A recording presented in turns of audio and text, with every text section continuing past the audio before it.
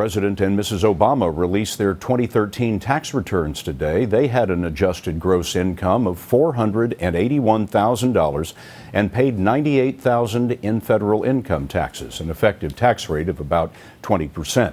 The Obamas donated about $59,000 or 12% of their income to charity, and they were due a refund of $19,000.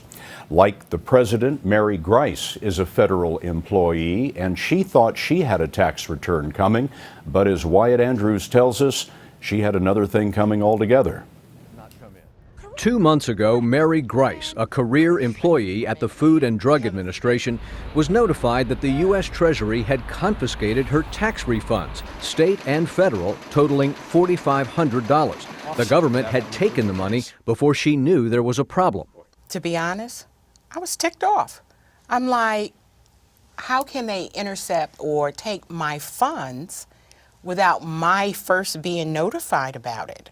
The claim against her came from the Social Security Administration, which said it overpaid death benefits to Mary's family after her father, Scott Grice, died in 1960. Mary was 5 years old, which means her refund had been taken without notice for a debt that wasn't hers.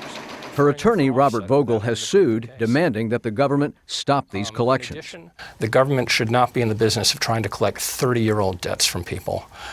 There is no way that people have any reason to keep their records for that long. The tracking of old debt stems from a change in the 2008 Farm Bill that allows the government for the first time to seize debt that's more than 10 years old.